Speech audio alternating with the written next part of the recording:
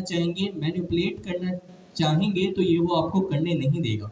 मैं आपको बहुत ही कंसाइज वे में ये चीज़ डिलीवर कर रहा हूँ क्विज के लिए। इसकी डिटेल में आप जाइएगा, लेकिन अगर आपने ये चीज़ भी जहन में बिठा ली है सेट के अराउंड, तो आपका सेट बिल्कुल क्लियर है। सेट सिर्फ कीज स्टोर करता है। There is no key value pair, there is no index behind the keys. जैसे एरे के अंदर हर एलिमेंट के बिहाइंड द सीन्स एक इंडेक्स होता है, सेट में वो भी नहीं होता। और जिस तरीके से डिक्शनरी के अंदर ऑब्जेक्ट में की वैल्यू पेयर होता है, सेट में वो भी नहीं होता, सिर्फ कीज होती है।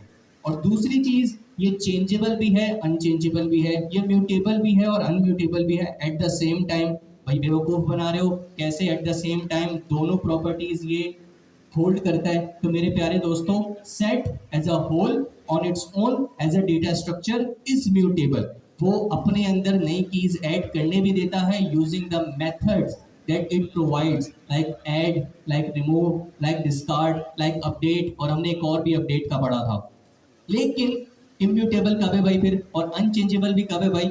कि अगर आप एक्सप्लिसिट वे में इसकी कीज को एक्सेस करके उनको चेंज करना चाहेंगे तो वो ये नहीं करने देगा। Make sense? तीसरी और चौथी, आई गेस चौथी और आखिरी चीज जो सेट के अराउंड आपको याद होना लाजमी है, वो ये है कि एक कीज सिर्फ इम्यूटेबल डेटा टाइप्स को ही बनने देता है। और इम्यूटेबल डेटा टाइप्स कौन सी हैं? स्ट्रिंग है आपके पास नंबर है जिसमें आपके पास फ्लोट और इंटीजर आ जाता है, आपके पास टपल है, आपके पास कॉम्प्लेक्स है। बस यही एज अ की सेट के अंदर स्टोर हो सकती हैं। आप सेट की के तौर पे ना ही एक और सेट को रख सकते हैं क्योंकि वो इम्यूटेबल हो जाएगा, ना ही लिस्ट को रख सकते हैं क्योंकि वो भी इम्यूटेबल है, ना ही डिक्शनरी को रख सकते हैं क्योंकि वो भी इम्यूटेबल है। ये चार चीजें लिख लें, अपने जहन में जहन नशीं कर लें, आपको सेट क्रिस्टल क्लियर हो जाएगा। अगर अभी मेरी बात नहीं भी पकड़ पाए हैं तो बस ये बातें लिख लें, घर जाके एक्सप्लोर कर लेना। ये चार चीजें आ गई, सेट यकीन माने अच्छों से आपको बहुत अच्छे तरीके से आ जाएगा। ठीक है? Okay, cool, right.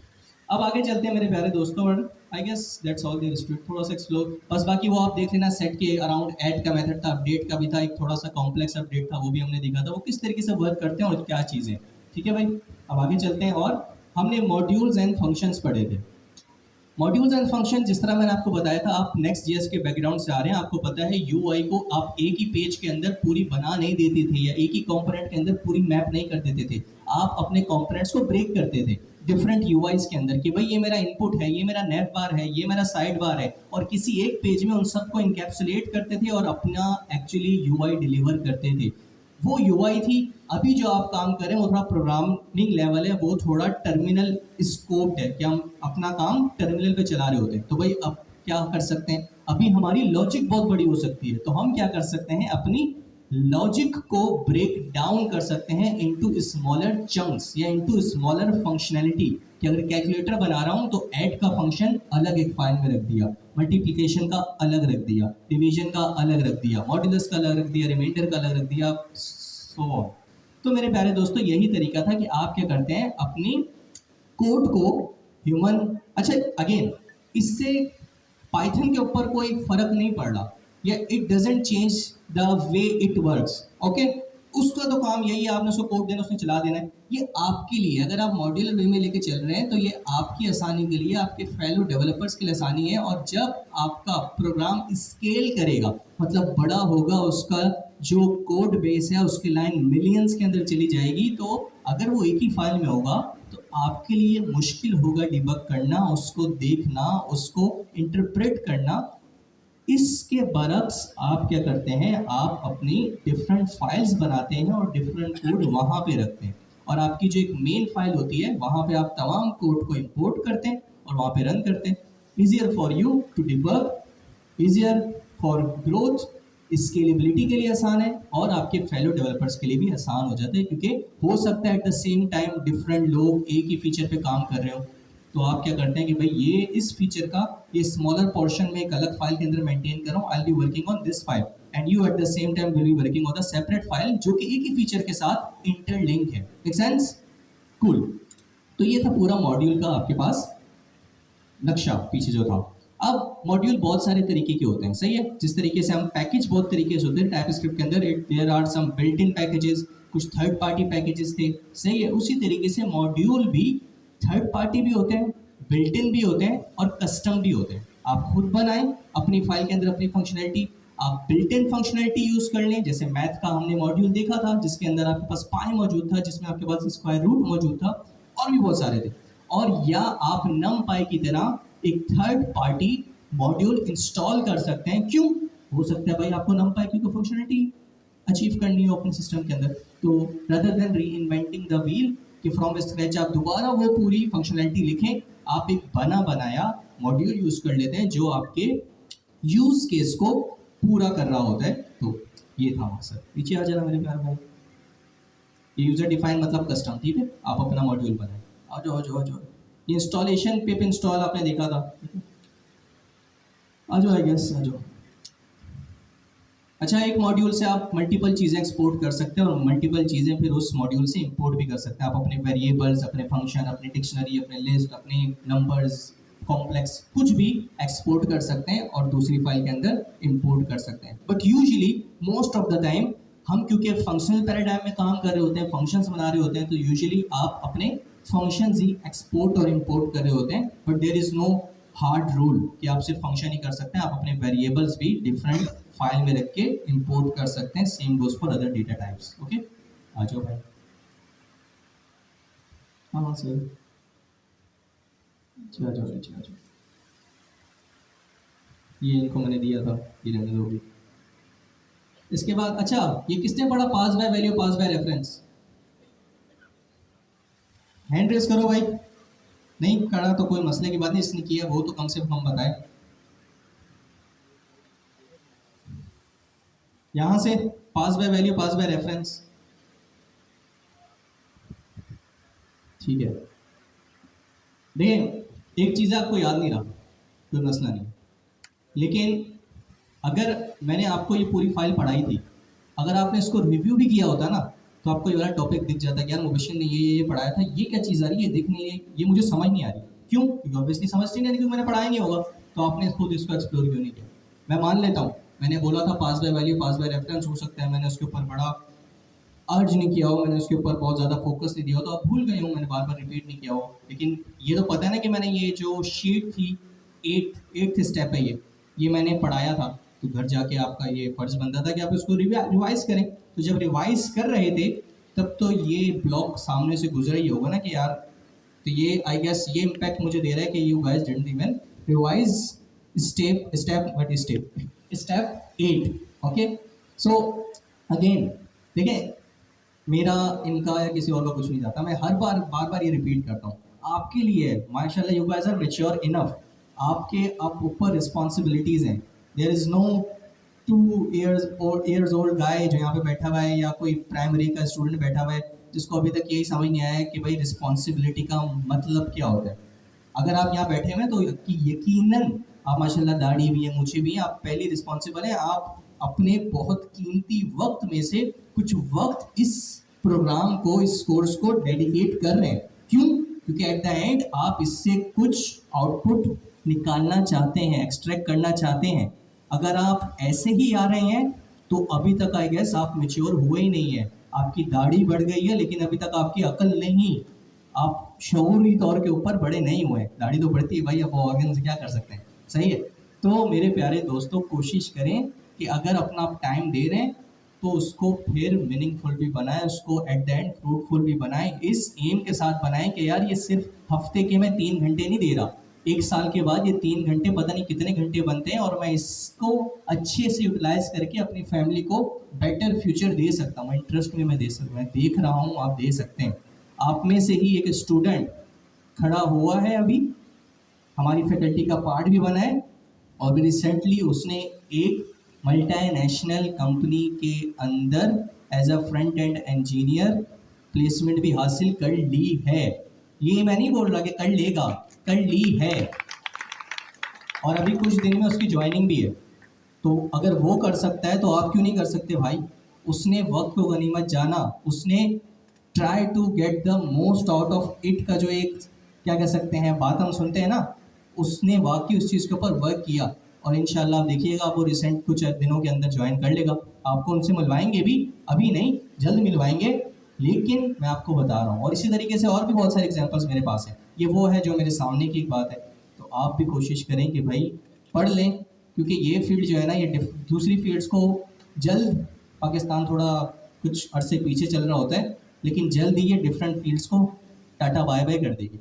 अगर आपकी फील्ड ऐसी है ना कि आप एक ही काम रोज़ाना करते हैं आइट्रेशन के अंदर, उसके अंदर कोई इनोवेशन नहीं आ रही, तो आपको आज के दौर में डरना चाहिए कि यार मैं रिप्लेसेबल हूँ। कोई भी एक टूल, कोई भी एक टेक्नोलॉजी, कोई भी एक सिस्टम आ गया अगर, जो कि इस कैपेबल हुआ कि वो रिपीटेटिव टास्क जो कि मैं परफॉर्म कर रहा हूँ मुझसे ज़्यादा स्केल पे कर सकता है, तो मैं कहाँ जाऊँगा। कैलकुलेटर, ये जो कैलकुलेशन बहुत पुरानी बात बता रहा हूँ, बंदे मौजूद होते थे कैलकुलेशन के लिए।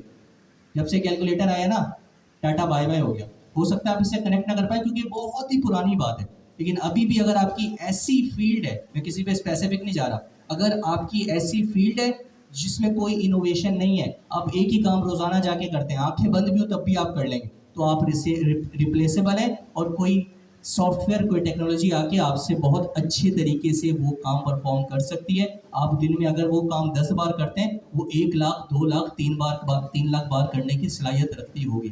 तो कोशिश करें, अगर आ गए हैं इतने सारे हुजूम में से नैरो डाउन होके इतने से रह गए, तो अब इसमें से कोई वैल्यू भी एक्सट्रैक्ट करो भाई, वरना क्यों आ रहे हो। और भी काफ़ी लोग पीछे मौजूद थे, उनको आने देते, जो ज़्यादा हो सकता है इस चीज़ को डिज़र्व करते थे, तो वो फिर ज़्यादा डिज़र्विंग थे। अगर आपने उनकी जगह ली है तो फिर प्रूव भी करो कि yes, you are the right guide at we choose.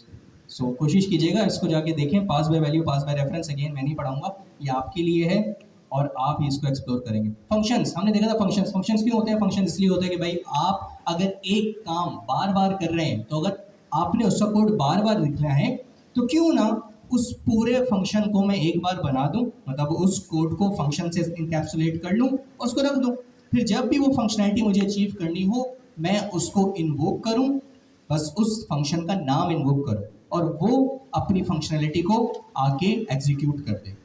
यहाँ तक एक बात आती है। अब इस फंक्शन को डायनेमिक कैसे बनाएं कि हर बार ये डिफरेंट पैरामीटर्स के साथ डिफरेंट तरीके से परफॉर्म करे, तो वहां पे आता है आपके फंक्शन की आर्ग्यूमेंट कि आप उसको डायनेमिक कर सकते हैं। जब आप इन्वोक कर रहे हैं तो इसमें वेरिएबल्स भी पास कर दें, वैल्यू भी पास कर दें, ताकि जितनी बार भी एग्जीक्यूट होगा ये आपकी दी हुई वैल्यू के साथ एग्जीक्यूट होगा। लेट्स से मैं एक फंक्शन बनाता हूँ जिसके अंदर मैं हमेशा अंदर हार्ड कोडेड 2+2 कर रहा हूँ, तो वो हमेशा क्या आउटपुट देगा, 4।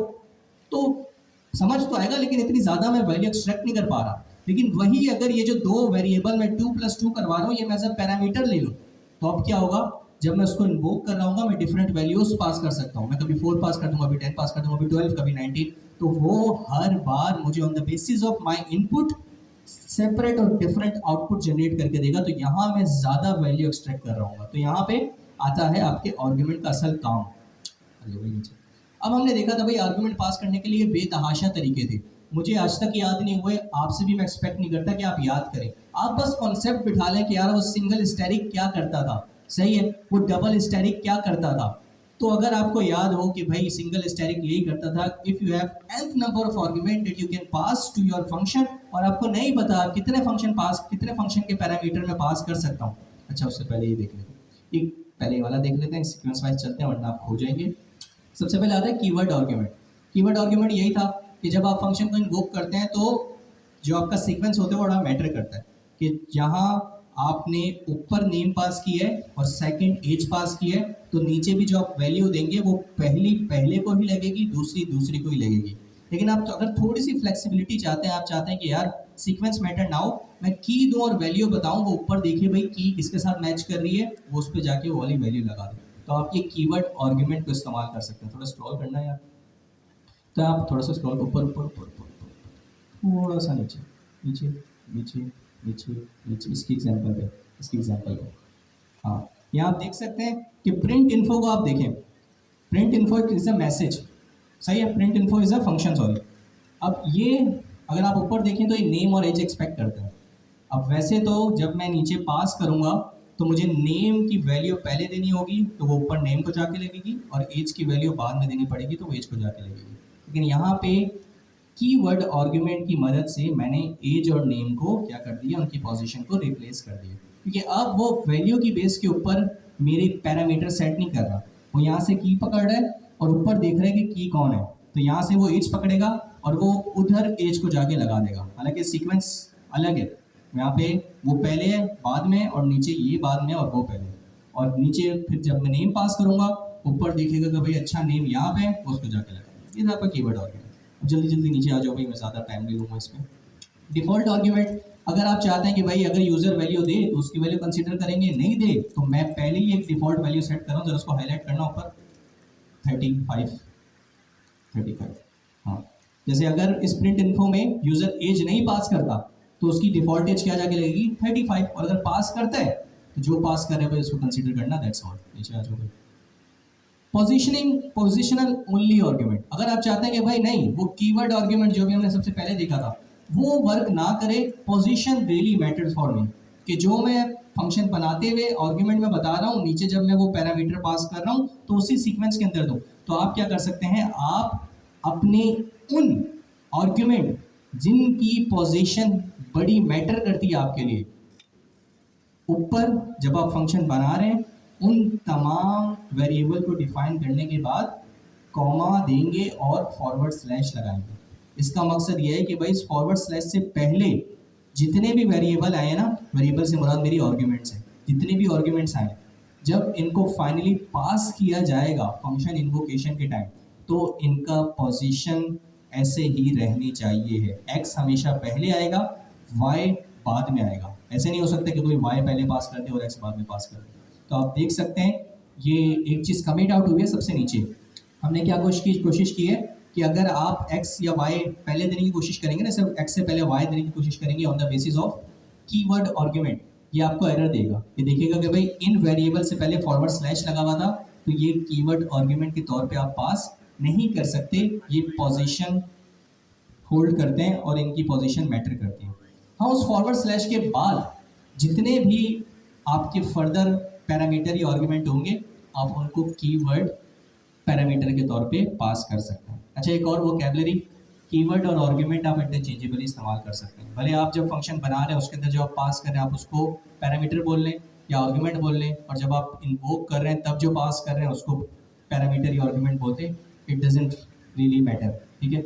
लेकिन वैसे आपको पता होना चाहिए कि जब आप बना रहे होते हैं तब आप जो वेरिएबल डिफाइन करते हैं वो कहलाते हैं पैरामीटर, और जब आप इन्वोक करते हैं तब आप जो वैल्यू पास करते हैं वो कहलाते हैं आर्गुमेंट्स। पता होना चाहिए, लेकिन वैसे इंटरचेंजेबली आप इस्तेमाल कर सकते हैं, ठीक है भाई। नीचे जी एग्जाम्पल, अच्छा देख के बता दूं कि क्या आर्गुमेंट क्या पैरामीटर होते हैं। ऊपर जाना भाई, ये ज़रा X Y forward slash Z को हाईलाइट करना, ऊपर सबसे ऊपर, ये आपके कहलाते हैं आर्गुमेंट्स। जब आप बना रहे हैं तो ये कहलाते हैं, सॉरी थैंक यू, देखा मैं भी वो इंटरचेंजेबल ही बताया ना, तो वैसे आपको पता होना चाहिए कहलाते हैं आपके पैरामीटर्स, ठीक है। और जब आप नीचे इन्वोक कर रहे हैं वो हाईलाइट करना भाई, ये कहलाते हैं आर्गुमेंट्स, ठीक है। वैसे पता होना चाहिए, लेकिन अगर आप इंटरचेंजेबली इस्तेमाल करना argument parameter, parameter argument doesn't really matters. दोनों को पैरामीटर बोलते हैं, दोनों को आर्गुमेंट बोलते हैं, तब भी मैटर नहीं करता, ठीक है। अगर सामने बैठा हुआ जो है वो साउंड है टेक्निकली, तो आपको इस बात पे कभी भी रुकेगा नहीं, टोकेगा नहीं। हाँ, अगर कोई ऐसी बैठा हुआ है तो वो हो सकता है इस चीज़ पर पकड़ा करेगा। आ जाओ नीचे, आ जाओ नीचे। कीवर्ड ओनली आर्गुमेंट्स, अगर आप चाहते हैं कि भाई पोजीशन नहीं, कीवर्ड वो दे ही दे, नीचे जब इन्वोक करें तो कीवर्ड दे ही दे, तो ये स्टैटिक याद रखिएगा, वो पुराने स्टैटिक और इस स्टैटिक में कंफ्यूज नहीं हो जाएगा। वो एक वेरिएबल से पहले स्टैटिक था, ये कॉमा सेपरेटेड स्टैटिक है। इस स्टैटिक का मतलब ये होता है कि आगे के जितने भी पैरामीटर हैं ये सब नेम्ड कीवर्ड होंगे। मतलब जब आप इसको इन्वोक कर रहे हैं फंक्शन को, तो आप की का नाम दे दे के उसकी वैल्यू बताएंगे। पहले बताएंगे इस पैरामीटर के अंदर जो num1 है उसकी वैल्यू ये जाएगी, फिर कॉमा देंगे, बोलेंगे num2 की वैल्यू ये जाएगी, num3, जितने भी ऊपर आपके पैरामीटर होंगे सब के आप वेरिएबल के नाम दे दे के वैल्यू पास करेंगे। तो अगर आप ऐसा चाहते हैं तो आप पहले बनाते हुए, जरा हाईलाइट करना ऊपर, बनाते हुए स्टैटिक पास करेंगे जिस तरह यहाँ, और ये स्टैटिक डिफरेंट है पुराने वाले स्टैटिक से, जो कि आपका टेक्निकली आपके सेपरेट वेरिएबल्स को एक एरे की सूरत में तब्दील कर देता था। नीचे आ जाओ, ठीक है, सही है। ये आई गेस वही है जो हमने पहले नीचे वाला दिखा था एग्जांपल किए। अगर आपको पता होगा कि भाई एक वेरिएबल तो मेरे फंक्शन के अंदर आना ही आना है, arg1, ठीक है, तो वो आप as a separate parameter define कर देंगे, लेकिन उसके बाद आपको नहीं पता कि इसके बाद कितने पैरामीटर आ सकते हैं, तो वही स्टैटिक वाली अप्रोच यूज करेंगे। ये क्या करेगा कि जितने भी आगे की कॉमा सेपरेटेड वैल्यूज होंगी ना, उनको एक लिस्ट की सूरत में, लिस्ट या टपल, शुक्र, टपल की सूरत में आपको दे देगा। सही है, तो ये करता है। तो नीचे अगर आप देखें तो मैंने अगर एक 10 पास की है नीचे इन्वोक करते हुए, तो ये सिर्फ arg1 को जाएगा। जो हमारे पास सबसे ऊपर var टपल स्टैटिक है, उसको कुछ भी नहीं मिलेगा इस सूरत के अंदर। लेकिन नीचे वाले में जब मैंने इन्वोक करके 70 60 50 70 90 दिए, तो उसमें 70 arg1 को जाएगा, और उसके बाद 60 50 70 और जो 90 ये आपके टपल को जाके मिलेगा, क्योंकि वो एज अ टपल एक सिंगल वेरिएबल बन जाएगा और आपके स्टैटिक var टपल को मिल जाएगा। नीचे आ जाओगे, सही है, सही है। अच्छा, फंक्शन, अगर मैं फंक्शन से एक्सप्लिसिट कोई वैल्यू रिटर्न नहीं करता तो बाय डिफॉल्ट फंक्शन क्या रिटर्न करता है? None. Small N, capital N? Capital N, याद रखना भाई। बाकी तो आपके ऊपर है, आप एक्सप्लिसिट वे के अंदर कितनी भी वैल्यू रिटर्न कर दो, ये आपके हाथ में।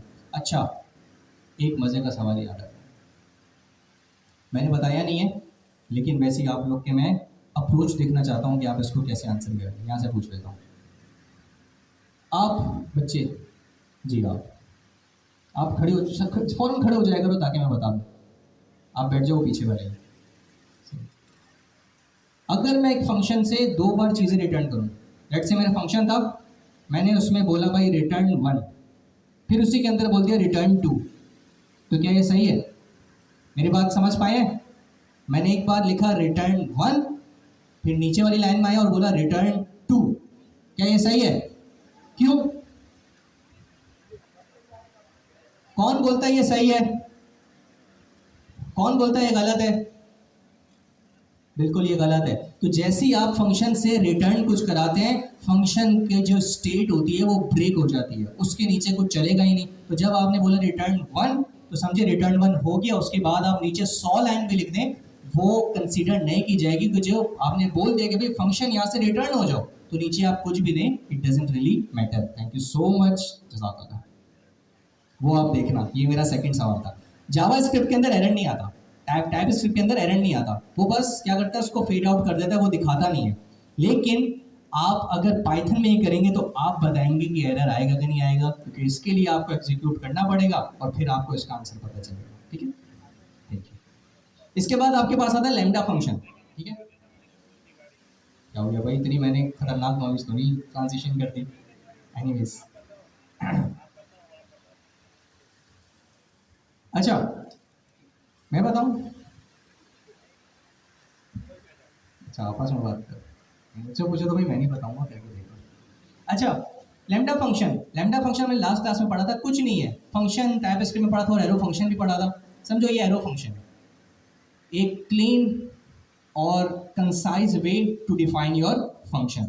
एक पूरा डेफ लिख के, फंक्शन का नाम दे के, राउंड ब्रैकेट्स लगा के, कॉलन दे के, लाइन ब्रेक करके, स्कोप शुरू करके फंक्शन देना, और इसके बरक्स एक ही लाइन के अंदर पूरा फंक्शन डिफाइन कर देना, तो ये ज़्यादा बेहतर होता है। तो साल लफ्ज़ों में समझिए आपका एरो फंक्शन है। तो इसके लिए क्या क्या करते हैं, इसमें सिर्फ एक ही आर्गुमेंट जाता है अभी तक के लिए, मल्टीपल पढ़ा दिया, मल्टीपल आपको पढ़ा दिया। इस फंक्शन में भी आप मल्टीपल पैरामीटर पास कर सकते हो। तो आप देखें क्या करना है, आपने कुछ भी नहीं करना, आपने अपना एक वेरिएबल बनाना है, वेरिएबल के बाद इक्वल टू पे आपने लगना है लैम्डा। लैम्डा पाइथन को बता देगा कि भाई इन्होंने एक फंक्शन बनाना है, जिस तरीके से डेफ बता देता है कि एक फंक्शन बनने वाला है, इस तरीके से लैम्डा भी बता देता है कि एक फंक्शन बनने वाला है। तो ये अनोनिमस भी होता है, क्योंकि आप देखें ये स्टोर हो रहा है एक वेरिएबल के अंदर, तो इटसेल्फ इट्स अनोनिमस, हम इसको एक वेरिएबल के अंदर स्टोर कर रहे हैं। तो आप पहले अपने वेरिएबल का नाम देंगे, इक्वल टू लैम्डा लिखेंगे, लैम्डा पाइथन को बता देगा it's going to be a function. उसके बाद आप राउंड ब्रैकेट्स नहीं लगाए, अपनी कॉमा सेपरेटेड पैरामीटर पास कर देंगे, इसके अंदर एक्स होगा, वाई होगा, जेड होगा, जितने भी हैं, एक होंगे, 2 होंगे, 100 होंगे, जितने भी होंगे, कॉमा सेपरेट आप पास कर दें। उसके बाद कॉलन दें, कॉलन से मुराद ये है कि भाई अब पैरामीटर की बात खत्म हो गई है, अब मैं आगे बात करने वाला हूँ कि भाई उन पैरामीटर से करना क्या है या इस फंक्शन में एक्चुअली होना क्या है, तो वो फिर आप आगे कॉलन के बाद बता देंगे। यहाँ पे सिंपल सा है कि x प्लस वाई कर दो, x और y को सम कर दो। तो अब इसको इन्वोक कैसे करें भाई, ये तो अनोनिमस था, लेकिन अनोनिमस तो खुद था ना, अगर आप टेक्निकली देखें तो माई लैम्डा के अंदर ये जाके स्टोर हो चुका है।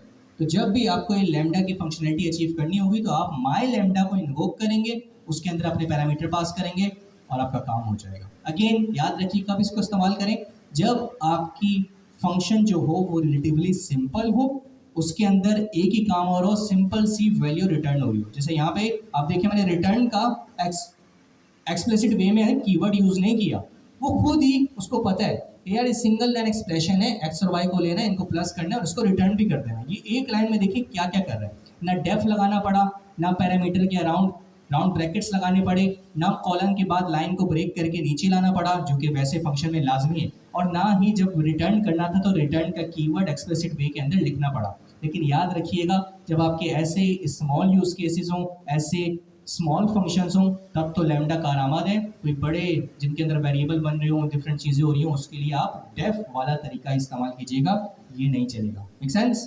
कूल। तो ये था आपका लैम्डा फंक्शन। जी भाई।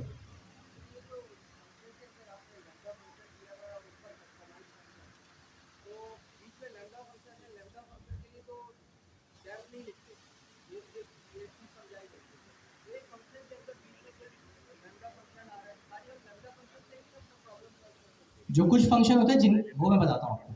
अगर आपने को याद हो कॉल बैक फंक्शंस, याद है? तो आप क्या करते थे, एक फंक्शन होता है जिसकी कोई फंक्शनैलिटी है, लेकिन उसके अंदर वो आपको क्या, लेट्स से मैं आपको फाइंड की अगर एग्जांपल दूं, फाइंड फाइंड आप एरे के ऊपर चला सकते हैं एज अ होल, लेकिन उस फाइंड की एक सलाहियत है कि वो आपको एरे के हर एलिमेंट का इंडिविजुअली एक्सेस दे दे। अगर आप चाहते हैं उस इंडिविजुअल एलिमेंट्स में लैम्डा को या किसी फंक्शनैलिटी को इंटीग्रेट कर लें, इंटरलिंक कर दें, तो आप क्या कर सकते हैं, उस फंक्शन जो कि फाइंड इटसेल्फ है एज अ होल, उसके अंदर कोई फंक्शनैलिटी अचीव करने के लिए आप लैम्डा पास कर सकते हैं कि भाई अब ये हर आइट्रेशन में चले। तो कॉल बैक फंक्शन अगर आपको याद हो तो यूजुअली पाइथन के अंदर जब आप कॉल बैक फंक्शन पास करते हैं ना, तो most of the time you are passing callback function as a lambda function. थोड़ा समझ आ गया? बाकी इसको एक्सप्लोर करेंगे आगे। अभी आपके लिए लैम्डा जो है वो बहुत स्कोप रखा गया, छोटा रखा गया, तभी आप देखें इसके बाद खत्म है। हम इसको आगे जाके डिटेल में पढ़ेंगे, इसके ज़्यादा यूज केसेस भी देखेंगे, लेकिन अभी के लिए आप ये याद रखें ये क्लीन और कंसाइज वे है to write your function, nothing special. लेकिन इसका स्पेसिफिक यूज केस है, ये आपके बड़े बड़े फंक्शंस के लिए नहीं बना हुआ जो आप बनाते हैं, ये आपके छोटे मोटे जिनका बड़ा ही एक स्पेसिफिक काम हो, ये उनके लिए बना हुआ है। ये आपके वेरिएबल बनाने और डिफरेंट चीज़ें करने के लिए नहीं है। अच्छा, and again there is no right or wrong way or place to use lambda over function or definition function over lambda, जहाँ पे आपका दिल से आप कोई सा भी इस्तेमाल कर सकते हो। लोकल वेरिएबल, ग्लोबल वेरिएबल आपको पता है, ग्लोबल वेरिएबल जो थ्रू आउट द एप्लीकेशन आप अपनी फाइल में कहीं भी इस्तेमाल कर सकते हैं, पहली लाइन में करो, हजारवीं लाइन में करो, it's all up to you. Scope variable जो लोकल वेरिएबल होते हैं बेसिकली उनका एक स्कोप होता है, वो विद इन द स्कोप इस्तेमाल किए जा सकते हैं, उसके बाद वो गार्बेज कलेक्टेड हो जाते हैं। यानी आगे पढ़ना है, गार्बेज कलेक्टर मतलब क्या है कि मेमोरी के अंदर उसका कोई फुटप्रिंट नहीं बचता, वो टाटा बाय बाय हो जाता है, वो मेमोरी में रहता ही नहीं है। नीचे आ जाओ, आई गेस दैट्स ऑल। सही, बल्कि दिखा दो यार क्या। डबल स्टैरिक, डबल स्टैरिक क्या करता है भाई, जिस तरीके से पहले आप क्या करते हैं, सिंगल स्टैरिक आपकी तमाम सेपरेट वैल्यूज को एक टपल में कन्वर्ट कर देता है। डबल स्टैरिक क्या करता है, आपके सेपरेट की वैल्यू पेयर्स को एक टपल बना देता है या फिर सेट बना देता है, सॉरी डिक्शनरी बना देता है या सेट बना देता है, क्या बना देता है, क्योंकि नीचे आप देख रहे हैं कि भाई की वैल्यू पास की गई है तो डिक्शनरी बना देता है। नीचे आ जाओ। Generator function, generator function trust में बहुत एक एडवांस टॉपिक है, आपको बहुत ही छोटे लेवल पे बताया गया है, बहुत ही उसकी बेसिक बताई गई है, तो इसको थोड़ा बेसिक ही रखना अपने जहन में भी। डोंट ट्राई टू कि भाई इसको मैं फुल एडवांस में समझ लूँ, थोड़े घबरा जाएंगे आप, सही, क्योंकि आप और भी बहुत सारी चीज़ें। तो जितना मैंने आपको बताया था ना कि एक फंक्शन है जो कि आपको रिटर्न करता है अच्छा मेरी बातों पर आप गौर कीजिएगा, करा करें, क्योंकि मैंने आप में से ना अक्सर जब मैं क्वेश्चन कर रहा होता हूँ ना, आप माशाल्लाह आपको 6 महीने हो गए, लेकिन जब आप अपनी बात डिलीवर कर रहे होते हैं ना, आप आम अल्फाज का चुनाव करते हैं जो कि आप डेली अपनी कम्युनिकेशन में इस्तेमाल करते हैं ना, आप उनका चुनाव करते हैं। कोशिश करें थोड़े टेक्निकल वर्ड्स को इंटीग्रेट किया करें अपनी बात की डिलीवरी के अंदर, ये आपको स्टैंड आउट करता है, एक अच्छा इम्पैक्ट छोड़ता है, ठीक है। तो बस इस चीज़ का ख्याल रखा करें, जब मैं बताता हूँ ना तो आप कॉन्सेप्ट तो माशाल्लाह बहुत अच्छे तरीके से लेते हैं, लेकिन वोकैबुलरी भी ले आते हैं, ताकि जब आप किसी से बात कर रहे हो, किसी को अपनी बात डिलीवर कर रहे हो ना, तो एक टेक जार्गन्स और जो वोकैबुलरी होती है ना, ये बहुत अच्छी होती है एक समझदार बंदे को समझने के लिए, और एक नॉन टेक्निकल के ऊपर आपका इम्पैक्ट डालने के लिए कि हाँ यार इज़ अ राइट गाय जिसको मैंने बात के लिए चुना है और ये मुझे बात बता देगा। ठीक, और इंटरव्यू में तो आपको यकीन माने बेतहाशा हेल्प करेगा अगर आप वोकैबुलरी अच्छी इस्तेमाल कर रहे हैं, या बाद में डिस्कस करेंगे। तो खैर, जनरेटर फंक्शन क्या करता है? जनरेटर फंक्शन आपको जनरेटर ऑब्जेक्ट रिटर्न करता है। जनरेटर ऑब्जेक्ट क्या होता है? ये एक आइटरेटर होता है। आइटरेटर से मुराद है जिसके ऊपर आप आइटरेट कर सकते हैं। जैसे आपके पास एरे होता है, उसके ऊपर आप आइटरेट कर सकते हैं। और ये आपको क्यों आइटरेट करने की मदद देता है, और ये क्या है इसमें और आम फंक्शन में क्या फ़र्क है? आम फंक्शन वैल्यू प्रोड्यूस कर देता है जैसे आप उसको इन्वोक करें। जो भी उसमें रिटर्न करने के लिए होता है, बोलता है भाई मुझे ये रिटर्न करने को बोला हुआ, ये तुम वैल्यू लो, अपना कोड एग्जीक्यूट करता है, रिटर्न वैल्यू वेरिएबल को दे देता है, बोलता है इसको इस्तेमाल करें। जनरेटर क्या करता है? जनरेटर फंक्शन आपकी वैल्यू को प्रोड्यूस करता है लेजीली, सही है, आराम आराम से, क्योंकि आप इससे मल्टीपल वैल्यूज रिटर्न करवा सकते हैं, प्रोड्यूस करवा सकते हैं with the help of using a keyword. उस कीवर्ड का नाम है यील्ड। क्या है? YIELD, yield. कि भाई ये फंक्शन आपको 1 भी देगा, 2 भी देगा, 3 भी देगा। जैसे अभी मैंने आपको बताया था कि अगर मैं आम एक फंक्शन को बोलूँ रिटर्न 1 और रिटर्न 2, तो वो रिटर्न 1 पे ही बोलेगा भाई बात खत्म, यहाँ से आगे मुझे नहीं पता तुम और क्या बोल रहे हो, या फिर एरर देगा जो आप देखेंगे। लेकिन जनरेटर क्या बोलता है? अगर मैं इसको बोलूँ ना यील्ड 1, यील्ड 2, यील्ड 3, तो वो एक एक को समझेगा। आपको पहले 1 भी देगा, फिर आप आगे प्रोग्रेस करेंगे तो आपको 2 भी देगा, फिर आप आगे प्रोग्रेस करेंगे तो आपको 3 भी देगा। किसकी मदद से? अंदर यील्ड की मदद से लेजीली प्रोड्यूस करेगा, और जब गेट करने की बारी आएगी तो नेक्स्ट का मेथड मुझे अगली वैल्यू को एक्सेस करने में आसानी और सलाहियत मुझे देगा कि मैं आगे जा सकूं। जरा नीचे आना, दिखाना इनको थोड़ा सा। आई गेस आप ये थ्योरी पढ़ लेना, जो 4 स्टेप्स की थ्योरी है, ये आपको बड़ी हेल्प करेगी। मैंने अपने अल्फाज में आपको समझाया है। अगेन मेरी कोशिश होती है कि मैं अपने अल्फाज में बताऊं, यहाँ पे रट्टा ना करवाऊं, लेकिन आप लोगों ने प्लीज़ थ्योरी को जाके पढ़ना है। अच्छा, ये आप देखें, simple generator yield 1, yield 2, yield 3, ठीक है। अब मैंने क्या किया, नीचे सिंपल जनरेटर को एक जेन वेरिएबल के अंदर स्टोर कर दिया। तो भाई अब होगा क्या, ये यील्ड 1, यील्ड 2, यील्ड 3 मुझे कैसे मिलेगा? 1 कैसे मिलेगा अलग से, 2 कैसे मिलेगा अलग से, 3 कैसे मिलेगा अलग से?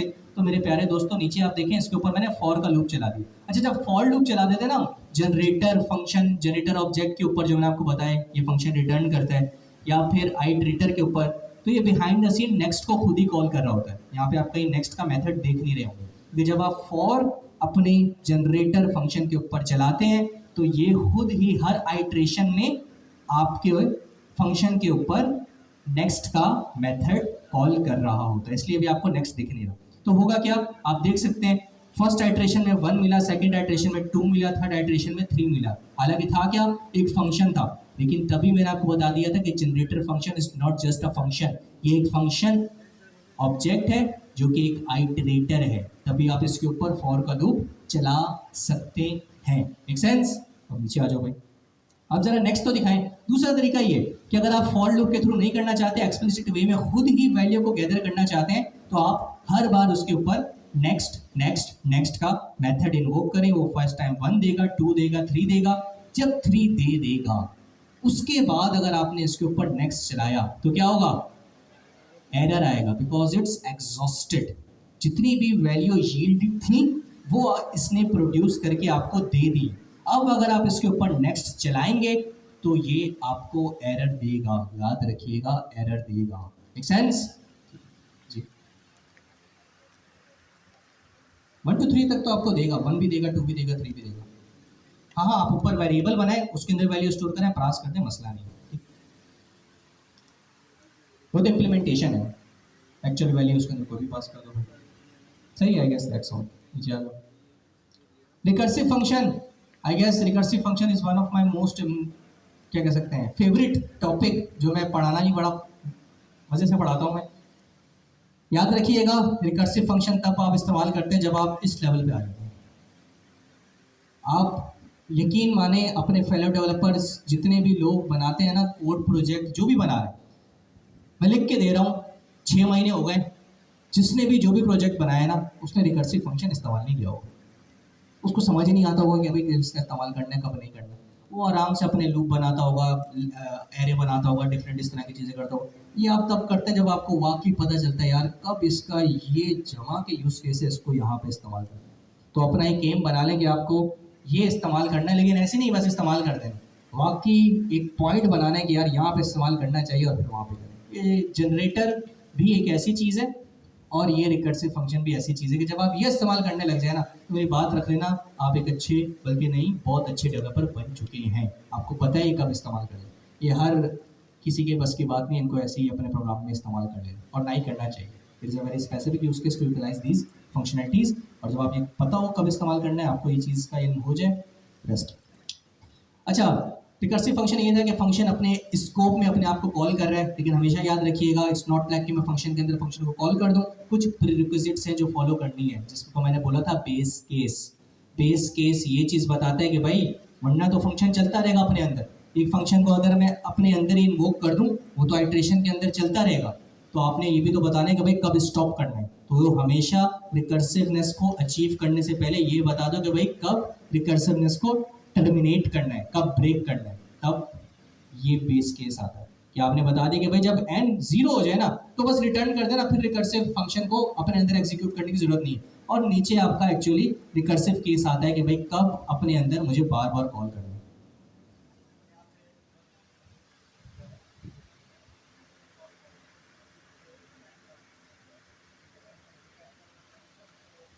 वो तो फिर आपकी लॉजिक ही गलत है ना। लॉजिक का ब्लेंडर मैं नहीं बता, मैं आपको इसकी प्रीरिक्विजिट्स बता रहा हूँ जो उसकी है, इसकी रिकर्सिव फंक्शन की। वो तो आपका लॉजिक का ब्लेंडर है। ठीक है, आ जाओ भाई नीचे। आई गेस अब नीचे जो है वो तमाम इसकी वो है एग्जांपल्स हैं, वो आप देख लीजिएगा। नीचे आ जाओ। गार्बेज कलेक्टर इसी में ही है, नीचे है मेरे पास। नीचे आ जाओ, नीचे आ जाओ, नीचे आ जाओ। अगर इसमें है तो ठीक है, वरना आई गेस दैट्स ऑल। ठीक है, गार्बेज गार्बेज कलेक्टर का दोबारा बता देता हूँ। अच्छा, आज मैं इसलिए रिपीटेशन के ऊपर ज़्यादा फोकस कर रहा हूँ, ज़्यादा डिटेल में जा रहा हूँ, बिकॉज नेक्स्ट क्लास से पहले हो सकता है आपका एग्जाम हो जाए। तो मैं आगे के टॉपिक्स इसलिए कवर नहीं करना चाह रहा। मैं चाह रहा हूँ कि जो पढ़ाया है और जो अभी चीज़ें रिमेनिंग है उनको अच्छे से हम फोकस कर लें, ताकि आप अच्छा सा एग्जाम्स के अंदर परफॉर्म करें। गार्बेज कलेक्टर क्या होता है मेरे प्यारे दोस्तों? पहली चीज़ तो ये, आपको गार्बेज कलेक्शन का कंट्रोल अपने हाथ पे लेने की ज़रूरत नहीं है। आप ले सकते हैं, लेकिन ये डिफ़ॉल्ट नेचर है। क्या है भाई? आपने एक वेरिएबल बनाया, ठीक है, अब आपने उसको लाइन 1 पे बनाया। अब आपका जो प्रोग्राम था वो hundreds and thousands of line के ऊपर मुश्तमिल था।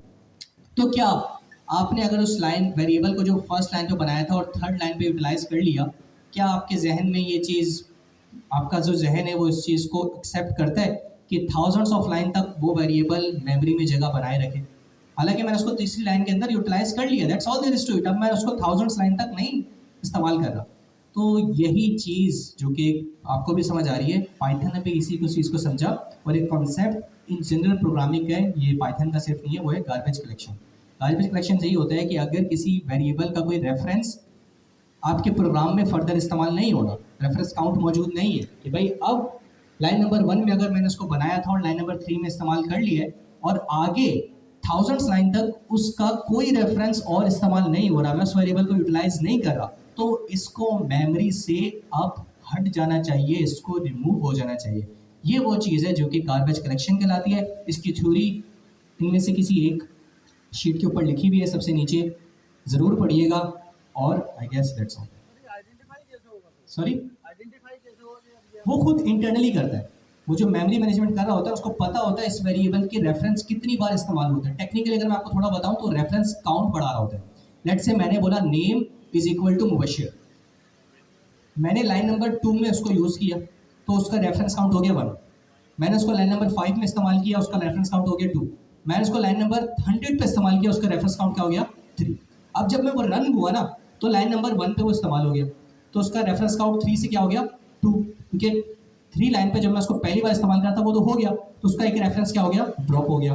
लाइन नंबर 5 पे लेट से मैं उसको दोबारा इस्तेमाल कर रहा था, कोड एग्जीक्यूट हो गया, सही है, उसका एक और रेफरेंस क्या हो गया? ड्रॉप हो गया। अब कितना रह गया उसका रेफरेंस? 1, जो कि लाइन नंबर 100 पे था। जैसे ही वो लाइन नंबर 100 पे वाला वेरिएबल इस्तेमाल होगा ना, उसका रेफरेंस काउंट कितना हो गया? 0। कि भाई अब थाउजेंड्स लाइन तक जाते जाते ये कहीं पे भी ये दोबारा वेरिएबल इस्तेमाल नहीं हो रहा, इसका रेफरेंस काउंट क्या हो गया? 0। जैसे ही वो जीरो होता है, गार्बेज कलेक्टर एक्टिवेट हो जाता है, बोलता है इस वेरिएबल को मेमोरी से स्वैप आउट कर दो, रिमूव कर दो, डिलीट कर दो। ठीक है, थोड़ा और मैं डिटेल में समझा दूँ।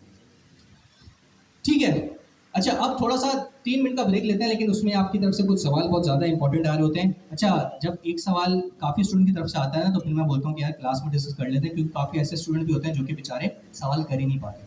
तो माशाल्लाह मुझे एक बात पे तो बड़ी खुशी है कि आप में से काफ़ी स्टूडेंट्स को इंटर्नशिप्स की ऑफर हो रही है और वो इंटरव्यू करवाने जा रहे हैं। काफ़ी स्टूडेंट्स के मैसेज आते हैं, तो सबसे पहले तो माशाल्लाह ज़बरदस्त, बहुत खुशी मुझे।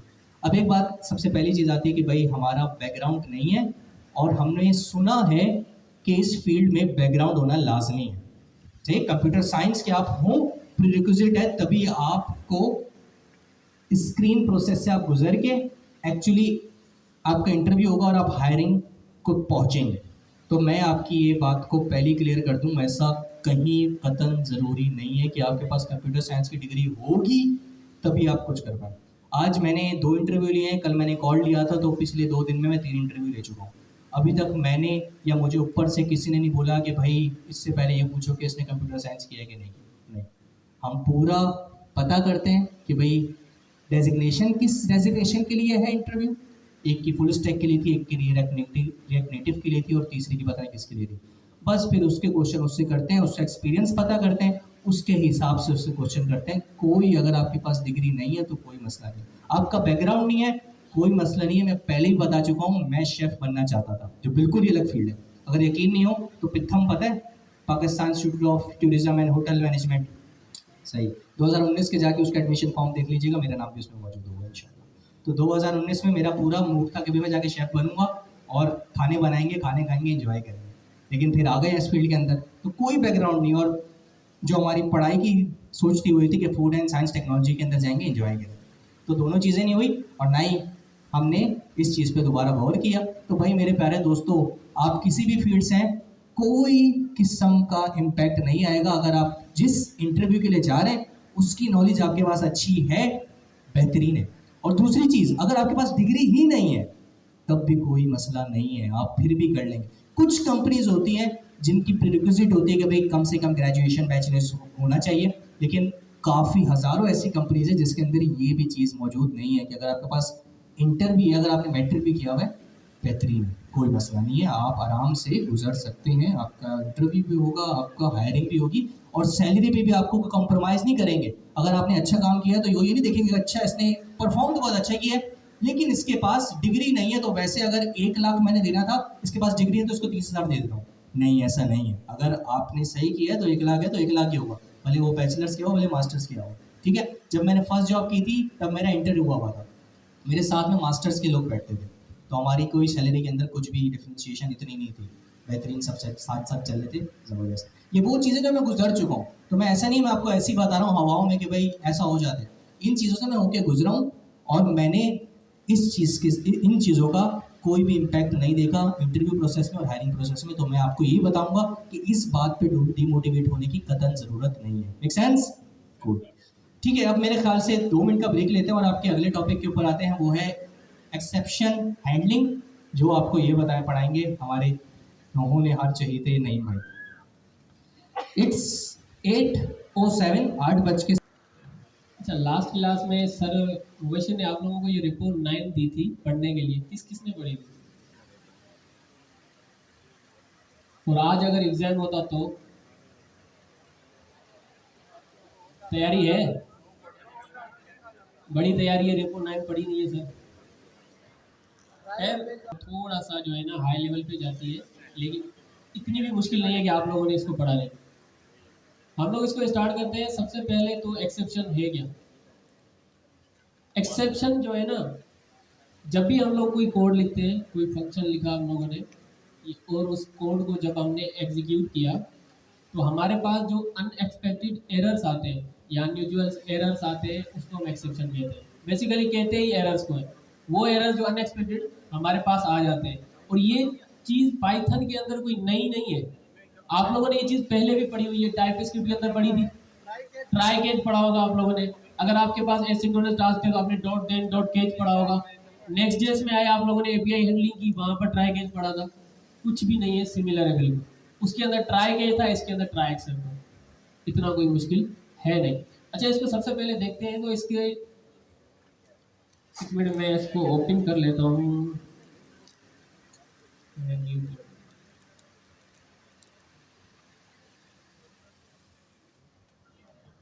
सबसे पहली बात, हमारे पास क्या होता है कि पाइथन जो है वो एक इंटरप्रेटेड लैंग्वेज है।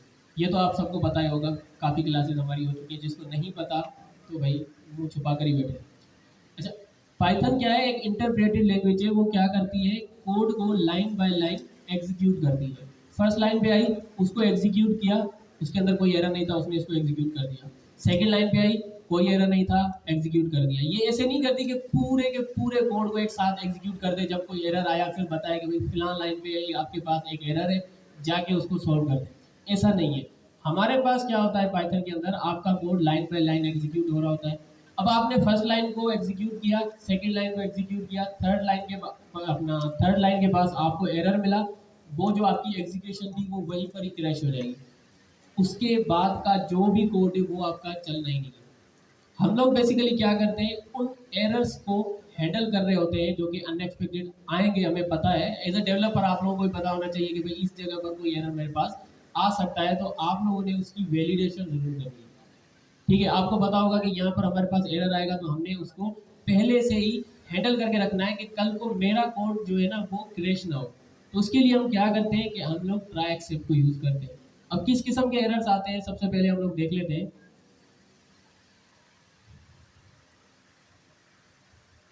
स्क्रीन ऐसे सही है, इतनी जूम ठीक है। मैं यहाँ पर सबसे पहले तो एक वेरिएबल बनाता हूँ रैंडम नंबर का, four is equal to integer. इसके अंदर एक इनपुट फील्ड बना रहा हूँ। ठीक है, इतना ही करना था मुझे भी। ठीक है, अब यहाँ पर क्या किया है मैंने, सबको बताया। कोई मुश्किल बात है इसके अंदर? कोई ऐसा है जिसको ये चीज़ समझ नहीं आ रही? कुछ भी नहीं है। मैंने एक इनपुट लिया है जिसको इंटीजर में रखा है कि जो हमें इनपुट चाहिए वो किसके अंदर चाहिए, इंटीजर के अंदर। मैं इसको प्रिंट करता हूँ। ठीक है,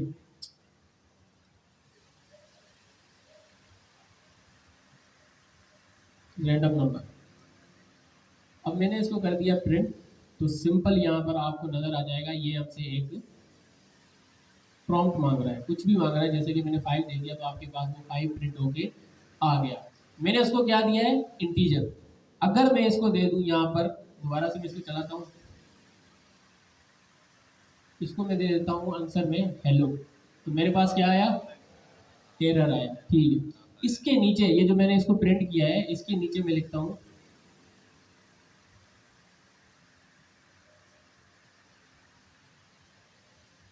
फिर इसको एंड ऑफ कोड।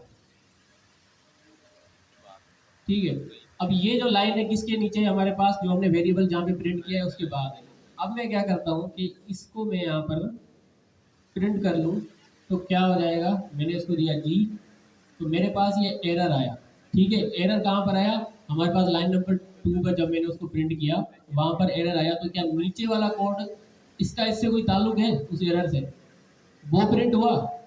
वो प्रिंट नहीं हुआ। क्यों? क्योंकि हमारे पास जिस लाइन पे एरर आना था वहां पर एरर आया, उसके बाद हमारा प्रोग्राम क्रैश हो गया। ये सिंपल एग्जांपल है, इतनी कोई मुश्किल है नहीं। हमने बस इन्हीं चीज़ों को जो है ना अपना हैंडल करना है, इन्हीं चीज़ों की वैलिडेशन करनी है कि हमारे पास जो भी एरर्स आ रहे हैं उनको हम लोग हैंडल करते जाएं ताकि हमारा प्रोग्राम क्रैश हो। ठीक है, उसके लिए क्या करना है, कुछ भी नहीं करना। सबसे पहले तो हम लोग क्या करेंगे, एरर देखेंगे कि हमारे पास एरर क्या है। क्या एरर है, वैल्यू एरर। और मैंने उसको प्रॉम्प्ट क्या दिया था, किस वजह से एरर आया, वो हमसे एक्सपेक्ट कर रहा था एक नंबर, और हमने उसको दे दिया एक स्ट्रिंग। ठीक है, इसको मैं कट करता हूँ। हमारे पास ट्राई एक्सेप्ट होता है जैसे मैंने अभी बताया। ठीक है, अब यहाँ पर मैंने लिख दिया इसको इंडेंटेशन के अंदर, यहाँ पर ये कोड। इसके बाद हमारे पास आता है एक्सेप्ट। अब एक्सेप्ट क्या करता है, हमारे पास जो भी एरर है ना, हमने उसको बताना है कि एक्सेप्ट अगर हमारे पास वैल्यू एरर आता है तो। ठीक है, एक्सेप्ट लिख दिया, वैल्यू एरर था हमारे पास, टैब दबाया, उसके बाद एंटर करूंगा भाई, please inter a valid number. तो आप क्या करें, एक वैलिड नंबर डालें। क्यों? क्योंकि हमारे पास जो एक्सपेक्ट कर रहा है वो क्या है, एक नंबर है। अब अगर मैं इसको प्रिंट करूं तो ये मुझसे मांग रहा है एक नंबर, मैंने इसको दे दिया कि स्ट्रिंग, लेकिन वो मेरा प्रोग्राम क्रैश नहीं हुआ, मुझे बता रहा है कि आपके पास ये एरर है, आपको जो है ना एक नंबर पास करना चाहिए। देन अगर इसके अलावा मैं यहाँ पर नीचे एक और कोड लिखूँ, this is the end of the program, तो यहाँ पर मैं इसको दोबारा रन करूँ और ये मुझसे इसको थोड़ा सा ऊपर कर लेता हूँ ताकि आपको सही से नजर आ जाए। जी दे दिया, लेकिन please inter a valid number, उसके बाद का कोड हमारे पास एग्जीक्यूट हुआ, बिल्कुल हुआ। तो हम क्या करते हैं, इसी तरह के से इन्हीं तरीके से हम लोग अपने कोड के एरर्स को हैंडल कर रहे होते हैं, इसी को कहते हैं एक्सेप्शन। ठीक है, ये हमारे पास एक एरर था, हो सकता है हमारे पास मल्टीपल एरर्स आए। अब कैसे एरर्स आए, मुझसे वो एक्सपेक्ट कर रहा है क्या, एक नंबर। ठीक है, ठीक है, नंबर उसने एक्सेप्ट किया, मैंने क्या किया, जो भी नंबर आएगा, अब तो मैं उसको नंबर ही दूंगा, अब लेकिन जो भी नंबर आएगा मैं कहता हूँ उसको डिवाइड कर देना आप जीरो के साथ। ठीक है, जीरो के साथ आप उसको कर देना डिवाइड, CLS कर दिया हमने। जब मैं इसको दोबारा से चलाऊंगा, ये मुझसे मांग रहा है नंबर, मैंने इसको 6 दे दिया, ये मेरे पास दोबारा से एरर आ गया। क्या एरर आया है, जीरो डिवीजन एरर, कि भाई आप एक 5 नंबर को जीरो के साथ कैसे डिवाइड कर सकते हो। सही है, तो ये भी हमारे पास एक एरर है, ये चीज़ आप लोगों ने अपने पास नोट कर लेनी है कि जब भी आप लोग किसी नंबर को जीरो के साथ डिवाइड करोगे तो आपके पास जीरो डिवीजन एरर आएगा। उसको सॉल्व करने के लिए क्या करना है, कुछ भी नहीं करना, वही काम करना है, एक्सेप्ट लिखना है। दूसरा एरर है, आपको पता है ये एरर आने वाला है, आपने एक्सेप्ट लिखा, जीरो डिवीजन एरर, यहाँ पर उसको बताया कि आप हमारे पास ये एरर आ सकता है, टेप दबाया, आपने उसको नोटिफाई कर दिया कि भाई you can not divide by zero. ठीक है, उसी को आप लोगों ने क्या कर दिया, CLS करके दोबारा से रन किया प्रोग्राम को। अब मैं इसको दे रहा हूँ 5, तो हमारे पास कोड चल रहा है, मैंने उसको 5 दिया, कह रहा है कि आप डिवाइड के साथ जीरो नहीं कर सकते, लेकिन अभी भी हमारा जो बाकी का कोड है वो क्रैश नहीं हुआ, वो चल रहा है। ठीक है, तो ये हमारे पास दो एरर्स हैं। अब आप कहेंगे सर हमें थोड़ी ना पता है कि अब हमारे पास यहाँ पर जीरो का एरर आएगा, यहाँ पर वैल्यू एरर आएगा, टाइप एरर आएगा, कौन सा एरर आएगा। तो उसके लिए भी हमारे पास तरीका है कि अगर आपको पता नहीं है तो आप लिख दें एक्सेप्ट एक्सेप्शन एज ई। ठीक है, अब एज ई का मतलब जो है ना, अगर आप इसको नहीं भी लिखेंगे तब भी कोई इशू नहीं है, लेकिन आप क्या कर रहे हैं, जो भी आपका एरर है वो ई के अंदर जो है ना स्टोर करा के आप उसको बाद में क्या कर सकते हैं, प्रिंट करवा सकते हैं कि आपके पास क्या एरर आएगा। ठीक है, इसके अंदर हम लोगों ने क्या रख दिया, वही वेरिएबल ई वाला, कि आप हमारे पास, आपको यहाँ से पता चलेगा कि आपके पास क्या एरर आएगा। CLS कर दिया हम लोगों ने, इसको दोबारा से चलाया, मैंने इसको वैल्यू दे दी 5। अब हमारे पास अगर कोई भी एरर आता है तो वो खुद ही ऑटोमेटिकली इसको सॉल्व करेगा, लेकिन ये सारे एरर्स इतने नहीं थे। ठीक है, यहाँ पर खत्म नहीं होते, अभी तो मैंने कितने किए, सिर्फ 3 ही किए। अगर आप चले जाएं अपनी रिपोजिटरी में, इस रिपोजिटरी पे आ जाएं, थोड़ा सा नीचे आएंगे तो आपको यहाँ पर नजर आएंगे आपके वो एरर्स, ये देखो, ये एरर्स है आपके पास, एक्सेप्शन, उसके बाद आपके अर्थमेटिक एक्सेप्शन आते हैं, floating point error, overflow error, zero division error, आपके पास एट्रीब्यूट एरर आ जाता है जब आप गलत दे देते हैं, बफर एरर, राइट साइड में देखेंगे OS एरर, आपके पास मॉड्यूल एरर, अगर किसी फाइल को आप लोग हैंडल कर रहे हैं, वो फाइल उसको नहीं मिलती, उसका एरर आ जाता है। तो आपको ये सारी चीज़ें हैंडल करनी है, किसी एक कोड के साथ सारे के सारे एरर्स नहीं डाल देने, लेकिन आपको पता होना चाहिए कि आपका प्रोग्राम किस चीज़ का है, आपने उसी के अंदर ही जो है ना अपने एरर्स को देखते हुए खुद ही जो है ना ऑब्जर्व करना है कि किस किस्म का हमारे पास एरर आ सकता है, और उससे आप लोगों ने क्या करना है, अपने एरर्स की वैलिडेशन करनी है। तो ये कोई मुश्किल टास्क था जी, इसको नहीं कर सकते आप, आपके पास नेक्स्ट लाइन वाला जो एरर है वो, सॉरी, नेक्स्ट लाइन वाला जो आपका लास्ट में कोड है वो रन नहीं होने वाला उसके बाद।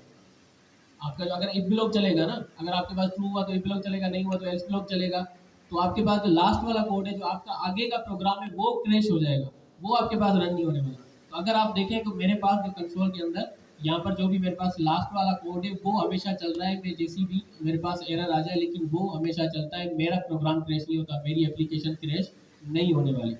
ठीक है, क्लियर है, सिंपल इधर। अच्छा, किस किस को समझ आया, बेहतरीन था, तालियां भाई जोरदार। एक बात लिख लें, अगर आपके प्रोग्राम में एरर आ रहा है तो क्या आपने गलत प्रोग्राम लिखा है, देखो भाई, हैंड रेस करो जो बोलता है एरर आ रहा है। तो प्रोग्राम में एरर आते हैं, और कुछ ऐसे सिनेरियोज होते हैं प्रोग्राम में जब हम एक्सपेक्ट करते हैं एरर आए, या अगर मैं आपको दूसरे अल्फाज में समझाऊं तो हम एक्सप्लिसिट वे में चाहते हैं कि एरर आए। लेट्स से यूजर ने अपना नेम इंटर करना, उसने नेम की जगह मुझे 1 2 3 भेज दिया, समझिएगा मेरी बात। तो इस पॉइंट पे उसका फॉर्म सबमिट करने के बजाय मैं एक्सप्लिसिट वे में जान के एरर थ्रो करूंगा कि भाई तुम्हारे नाम के अंदर अल्फाबेट्स होने चाहिए, ये 1 2 3 तुमने क्या ऐड कर दिया। मतलब एरर आया और एरर एक्सप्लिसिट वे में आया। अब भाई मुबशिर एरर आ रहा है और तुम बोल रहे हो प्रोग्राम में एरर आते हैं, और दूसरी और मज़े की बात बता दी कि आप जान के एरर कभी कभी प्रोड्यूस करते हैं। तो फिर मसला क्या है? मसला आता है कि आपके एरर ग्रेसफुली हैंडल्ड हुए हों और कोई ऐसा एरर ना आए जिसकी वजह से आपका प्रोग्राम क्रैश हो जाए। क्रैश से मुराद ये है कि आपका प्रोग्राम चलना बंद हो जाए। हालांकि 10 और नीचे लाइंस थी जिसका इस पर्टिकुलर स्निपेट ऑफ कोड से कुछ लेना देना नहीं था, लेकिन क्योंकि कोई एरर आया और मैंने एरर को, इस वर्ड पे बड़ा गौर कीजिएगा, मैंने एरर को ग्रेसफुली हैंडल नहीं किया। अभी ये शीट की थ्योरी आपको नहीं पढ़ाई, इस शीट की थ्योरी में आप बार बार एक वर्ड को देखेंगे, ग्रेसफुली ग्रेसफुली ग्रेसफुली। एरर आते हैं लेकिन एरर को ग्रेसफुली हैंडल करना ही एक्सेप्शन हैंडलिंग कहलाती है। मतलब एरर आए लेकिन एरर की वजह से आपका प्रोग्राम क्रैश ना हो, कि इस पर्टिकुलर चीज़ की वजह से पूरा आगे का प्रोग्राम चलना बंद ना हो जाए। बस अगर आपको ये पता है तो आपको एक्सेप्शन हैंडलिंग आती है। तो आपको यहाँ पर दिखाया गया कि भाई एक इनपुट लिया है, इनपुट हमेशा स्ट्रिंग में मिलता है। किस में मिलता है? स्ट्रिंग में। हमने क्या किया, इसको एक्सप्लिसिट वे में टाइप कास्ट किया इंटीजर के अंदर। अब जब इंटीजर के अंदर कन्वर्ट किया तो कन्वर्ट वही स्ट्रिंग हो पाएंगे जिनकी इंटीजर रिप्रेजेंटेशन मौजूद है। कि स्ट्रिंग के अंदर मैं 1 पास करूं, 100 पास करूं, 1000 पास करूं, 3 पास करूं, 5 पास करूं, तो वो इंटीजर के नंबर में कन्वर्ट हो सकते हैं। लेकिन अगर मैंने हेलो पास कर दिया तो उसकी कोई इंटीजर रिप्रेजेंटेशन मौजूद है नहीं। हेलो की इंटीजर रिप्रेजेंटेशन क्या होगी? तो एरर मिलेगा। तो अगर मैंने इस चीज को हैंडल नहीं किया होता कि भाई जो भी आ रहा है इसको इंटीजर के अंदर कन्वर्ट कर दो, तो यहाँ पे मेरा प्रोग्राम क्रैश हो रहा है। क्या हो रहा है? क्रैश हो रहा है। लेकिन वही चीज अगर मैं ग्रेसफुली हैंडल कर लूं, अब भाई ग्रेसफुली हैंडल कैसे करूं? जब भी ग्रेसफुली की बात आएगी जहन में एक चीज आनी चाहिए, ट्राई और एक्सेप्ट। क्या आनी चाहिए? बस ट्राई और एक्सेप्ट आ गया तो एरर को आपने ग्रेसफुली हैंडल कर लिया। तो बस हमने वही किया, हमने अपने उस ब्लॉक को कि जब भी मैं स्ट्रिंग को इंटीजर के अंदर कन्वर्ट कर रहा हूँ उसको ट्राई के अंदर डाल दिया कि भाई कोशिश करो। क्या करो? कोशिश करो, अगर हो जाए तो सही है, वरना एक्सेप्ट लगा दिया कि भाई वरना ये कर देना। तो बस दैट्स ऑल। तो अब अगर कोई हेलो देगा तो वो ट्राई करेगा, ट्राई नहीं होगा एक्सेप्ट के अंदर आएगा। ऐसे नहीं करेगा कि भाई प्रोग्राम ही क्रैश आ गई कि 100 लाइन चलना बंद, नहीं, वो एक्सेप्ट के अंदर जाएगा और एरर थ्रो करेगा। एरर एक्सप्लिसिट वे में थ्रो करेगा कि भाई user, are you mad, are you fool, when we are asking for number, why are you providing string और अल्फाबेट्स और characters, you have to pass a number. जो भी आप एरर दिखाना चाहते हैं। अब भाई ये क्या है? Value error, zero division error. Python थोड़ी सी स्मार्ट है, उसने एरर्स को ना एरर के साथ टैग कर दिया। मतलब एक खुद स्पेसिफिक एरर बनाया और उसने एरर की टाइप डिफाइन कर दी कि भाई जब इस तरह का एरर आएगा तो उसकी टैग ये कर देना है, जब इस तरह का एरर आएगा तो इसको टैग ये कर देना। तो जब आपने देखा था कि जब मैं स्ट्रिंग जिसकी कोई इंटीजर रिप्रेजेंटेशन मौजूद नहीं थी उसको जब मैं इंटीजर के अंदर कन्वर्ट करने की कोशिश कर रहा था, लेट्स से हेलो को, तो मुझे जो एरर मिलेगा उसकी टाइप क्या होगी? Value error. एक्सप्लिसिट वे में बताया मैं, वैल्यू एरर। और अगर मैं किसी नंबर को 0 से डिवाइड करूंगा, क्या होता है 0 से डिवाइड करना? इन्फिनिटी, इनफाइनाइट होता है। तो कुछ लैंग्वेज के अंदर मुझे इनफाइनाइट मिल जाता है, लेकिन कुछ लैंग्वेज इस चीज को नहीं एंटरटेन करती। पाइथन उनमें से जो इनको एंटरटेन नहीं करती वो एरर थ्रो करती है।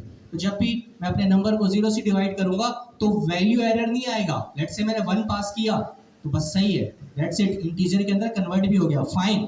तो ये पहला एक्सेप्ट तो नहीं चलेगा, लेकिन उसके बाद नीचे मैंने भंड मार दिया, मैंने उस इंटीजर को 0 से डिवाइड करने की कोशिश कर दिया, दोबारा ट्राई किया तो उसने बोला कि भाई ये तुम्हारी ट्राई मैं फेल कर रहा हूं। और फिर उसने एक्सेप्ट में देखा कि कौन सा एक्सेप्ट का एरर मैच कर रहा है इस टैग को, कि जब भी कोई चीज 0 से डिवाइड होगी तो मैं जानता हूं मैंने इस चीज को एक एरर के साथ टैग किया हुआ है और वो है जीरो डिवीजन एरर। तो आपका जीरो डिवीजन एरर ट्रिगर होगा एक्सेप्ट में, और उसके अंदर जो ब्लॉक ऑफ कोड है वो आ जाएगा। अब फायदा क्या होगा कि अभी मैं यूजर को एरर थ्रो कर भी रहा हूं, उसको फीडबैक दे भी रहा हूं, लेकिन जो सबसे नीचे आप कोड देख रहे हैं, this is the end of the program, ये फिर भी चल रहा है। तो यहाँ पे मैं एरर को ग्रेसफुली हैंडल कर रहा हूँ। अगर आपको ये बात समझ आ गई है तो बेहतरीन है।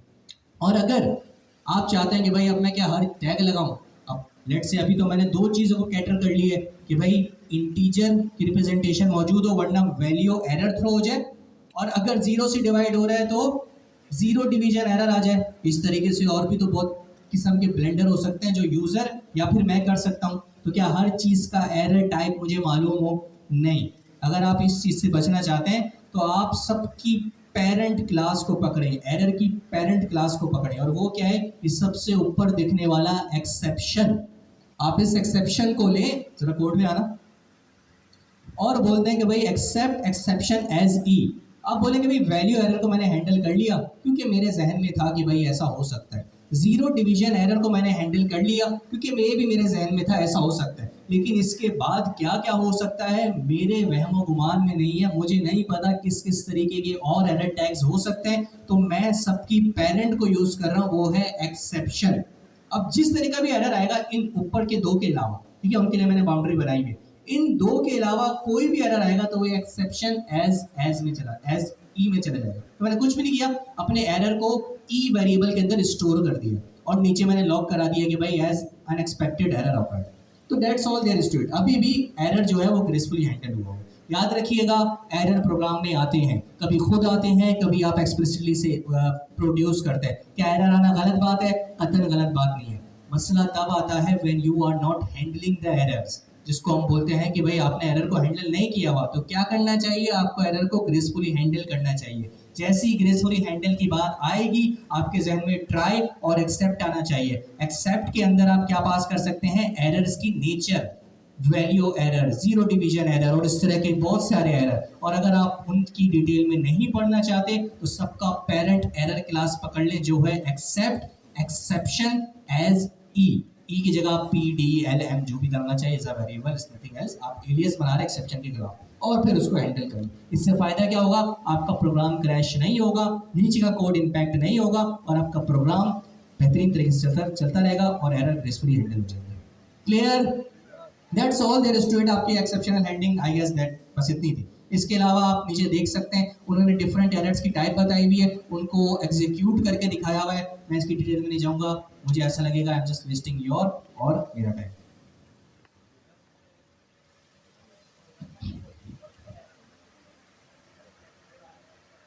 हाँ, नहीं, आप अपने हर कोड को टेक्निकली, हम जब काम कर रहे होते हैं हम क्या करते हैं, अपने कोड को जब भी हमारी प्रैक्टिस बन जाती है, जो भी कोड कर रहे हो उसको ट्राई और एक्सेप्ट के अंदर डालें। तो जब भी ट्राई में एरर प्रोड्यूस होगा आपका कोड कहाँ जाएगा? नीचे एक्सेप्ट के अंदर। तो वहाँ पे आपको एरर पता चल जाएगा क्या मिल रहा है। सही है। तो हम, अगर मैं आपको बताऊँ, अक्सर हमारे प्रोग्राम जो सिस्टम्स में भी काम करता हूँ, अक्सर एक्सपेक्टेड आउटकम नहीं आता, एक्सपेक्टेड आउटकम नहीं आता। तो हम क्या करते हैं, हम अपने प्रोग्राम के लॉग्स जाके देखते हैं। क्या देखते हैं? लॉग्स। और लॉग्स कुछ नहीं होता, बेसिकली हम क्या करते हैं, जो भी काम हो रहा होता है ना उसके against human friendly message pass करते रहते हैं कि भाई यहाँ पे ये हुआ, यहाँ पे ये यूजर को नहीं दिख रहा होता, लेकिन बिहाइंड द सीन्स आसान से बताऊं तो हम मैसेज मेंटेन कर रहे होते हैं। तो हम वो जाके देख लेते हैं कि भाई मसला कहाँ पे आ रहा है, वो यूजिंग एक्सेप्ट वहाँ पे हम पास। अभी आसान हो रही है, थोड़ी देर बाद फिटिंग क्या कहते हैं एक्सेप्शन हैंडलिंग। इसको आप पूरी थ्योरी जाके पढ़िएगा। और अभी दो और एक्सेप्शन हैंडलिंग के अराउंड चीज़ें हैं, एक एल्स होता है और एक फाइनली होता है। वो दो ब्लॉक पढ़ लेते हैं। जैसे आपने एक ट्राई का एक ब्लॉक देखा है, एक्सेप्ट का एक ब्लॉक देखा है ना, इसी तरीके से एक एल्स का ब्लॉक होता है। It's not the if else else, ये दूसरा एल्स है जो कि हम ट्राई एक्सेप्ट के साथ लगा सकते हैं। और एक ब्लॉक है जिसको हम बोलते हैं फाइनली ब्लॉक। बस ये दो करते हैं, इसके बाद इस शीट को टाटा बाय बाय करते हैं और फिर आगे चलते हैं। अच्छा, हमने क्या किया कि ये ट्राई कैच के अंदर अपनी एक्सप्रेशन लिख दी कि भाई मैंने एक वेरिएबल बनाया और ये एक इनपुट फील्ड ले रहा है, लेकिन यहीं पर ही मैंने क्या है कि उसकी एग्जीक्यूशन करा दी, वहीं पर ही मैंने प्रिंट लगा दिया। जब ट्राई चलेगा वो उसको उधर ही प्रिंट कर देगा। बेसिकली हम लोग करते क्या है कि जब भी हमने कोई अपनी एक्सप्रेशन यहाँ पर लिखी तो इसकी जो एग्जीक्यूशन है वो हम लोग एल्स के अंदर लिखते हैं।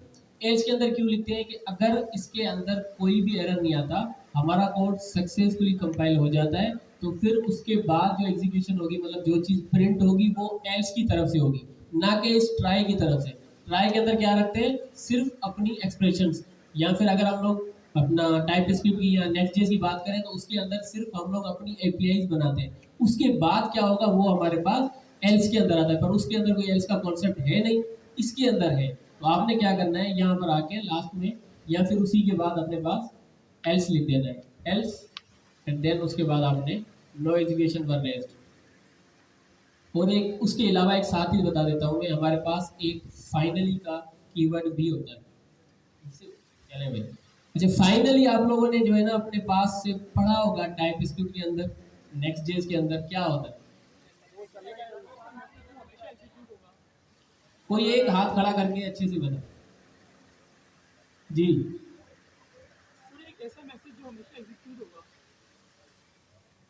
फाइनली हमेशा एग्जीक्यूट होगा, बिल्कुल। फाइनली का यहाँ पे भी मकसद है, भले आपका कोड जो है जो ट्राई के अंदर है वो प्रॉपरली एग्जीक्यूट हो जाए, तब भी आपका फाइनली का ब्लॉक चलेगा। और भले जो आप ट्राई करने की कोशिश कर रहे थे वो ब्रेक हो जाए, वहाँ पे कोई एरर थ्रो हो जाए और आपका एक्सेप्ट एग्जीक्यूट हो जाए, तो तब भी आपका फाइनली चलेगा। तो doesn't matter the action that you are trying to achieve और परफॉर्म, कि वो सक्सेसफुल हो जाए या फिर रिजेक्ट हो जाए। आसान लफ्जों में, भले आपका ट्राई सक्सेसफुल एग्जीक्यूट हो जाए या आपका एक्सेप्ट के ब्लॉक के अंदर काम आ जाए, आपका फाइनली हमेशा चलना ही चलना है। सही है, आसान लफ्जों में आपके लिए। एल्स का क्या है, एल्स का थोड़ा सा ना घुमाने वाला काम है, तो थोड़ा सा समझे। एल्स तभी चलेगा जब ट्राई सक्सेसफुली चलेगा। सही है। एल्स को आप बहुत गहरा दोस्त समझें, किसका, ट्राई का। जब आपका ट्राई का जो कोड आपने लिखा है, जब वो सक्सेसफुल एग्जीक्यूट हो जाएगा, एल्स तभी चलेगा।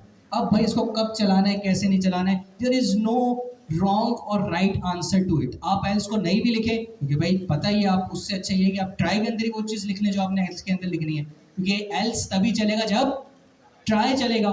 लेकिन क्योंकि एक चीज़ मौजूद है तो आपको दिखाने के लिए इसका टेक्निकली एडवांस लेवल पे जाके यूज़ केस होता है, लेकिन अभी आप भले ट्राई के अंदर ही वो काम लिख दें और एल्स को इस्तेमाल ना करें। लेकिन अगर आप फिर भी चाहते हैं कि लेट से यहाँ पे मैं चाहता हूँ कि भाई रैंडम नंबर जो इनपुट मैं ले रहा हूँ, इंटर नंबर, ये तो मैं किस में करा लूँ, ट्राई के अंदर, लेकिन इसका जो फाइनली मैं प्रिंट आउटपुट कर रहा हूँ ना, वो एक वेरिएबल के अंदर पहले लिखो, ऐसे नहीं, वरना तो फिर एल्स के अंदर अगर एरर आ गया तो फिर क्या करेंगे। एक वेरिएबल में लिखो, हाँ हाँ, ये random number divided by 0।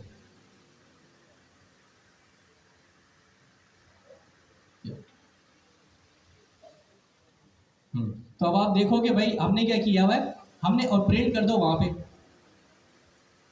No exception were raised, ठीक है। ट्राई के एल्स के अंदर, नहीं नहीं नहीं, एल्स के अंदर वही लिखो, मैसेज ही लिखो, सही। एल्स के अंदर हमने क्या लिख दिया भाई, नो एक्सेप्शन रेज्ड, और काम हमने क्या किया हुआ है ट्राई के अंदर, ट्राई के अंदर लॉग भी कर दो नंबर रिजल्ट अपना।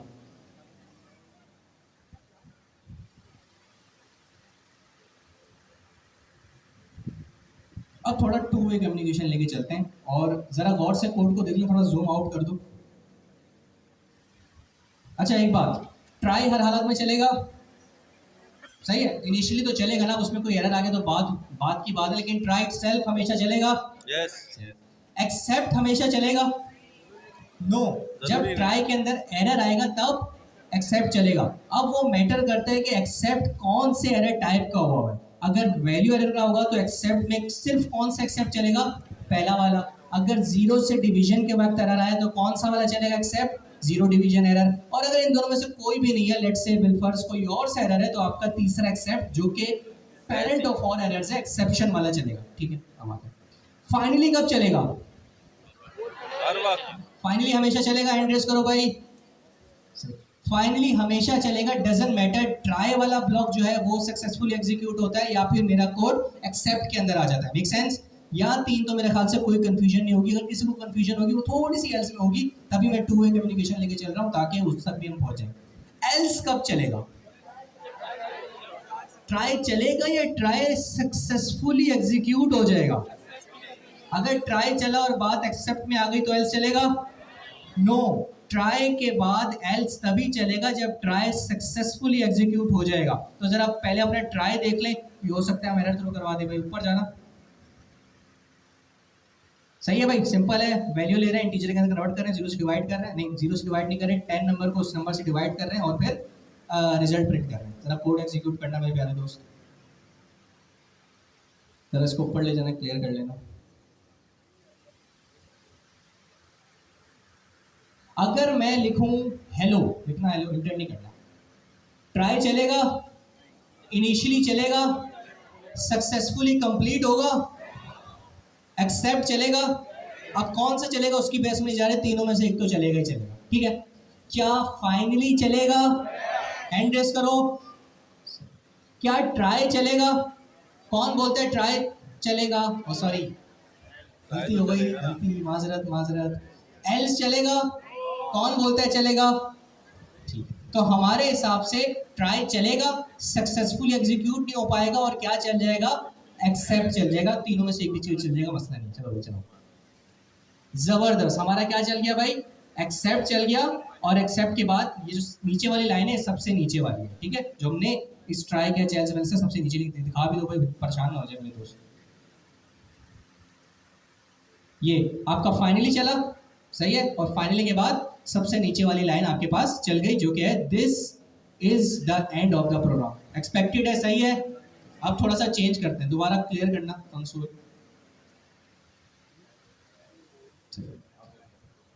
चलाना जरा, तो सही चला ना भाई? नहीं, 20 चलाया है, 20 लिखना। ट्राई चलेगा, सक्सेसफुली एग्जीक्यूट होगा, एल्स चलेगा, फाइनली चलेगा। चलाओ भाई, ट्राई चला, फाइनली चला। अब सब दिखा दो भाई, सबसे पहले जरा जाओ। ट्राई चला, ट्राई ने प्रिंट कर दिया रिजल्ट, सही है। नीचे आओ, उसके बाद हमारे पास क्या आ रहा था? Else, no exception were raised दिखा था। उसके बाद फाइनली लिखा था, this block always be executed. और फाइनली सबसे नीचे तो हमने ये लिखा हुआ है, तो इसका कुछ लेना देना नहीं है, ये तो हमेशा सबसे नीचे वाला प्रोग्राम तो हमेशा चलेगा चलेगा। बस मेरे ख्याल से ये समझ आ गया, that's all there is to it. और चिल, अगर ट्राई सक्सेसफुली, अपने पूरी ना बात को कंप्लीट करें, ट्राई सक्सेसफुली चलेगा तो एल्स चलेगा चलेगा, और फाइनली तो भले ट्राई चले या फिर एक्सेप्ट चले, फाइनली चलना चाहिए, ठीक। तो आसान लफ्जों में जहन में एक दोस्ताना बिठा लें, किसका? ट्राई और एल्स का, कि भाई ये दोनों तो साथ साथ चले। और फाइनली को बोले कि वो थोड़ा अलग दिमाग का आदमी है, वो बोलेगा कि भाई मुझे फ़र्क नहीं पड़ता, ट्राई चले एक्सेप्ट चले, मैंने चलना चाहिए। और ट्राई एक अपना ऑन इट्स ओन है कि उसका block of code execute successfully हुआ तो पूरा एग्जीक्यूट होगा, वरना फिर एक्सेप्ट में बात आ जाएगी। आई गेस दैट्स इट, ठीक है। आई गेस बेहतरीन हो गया। और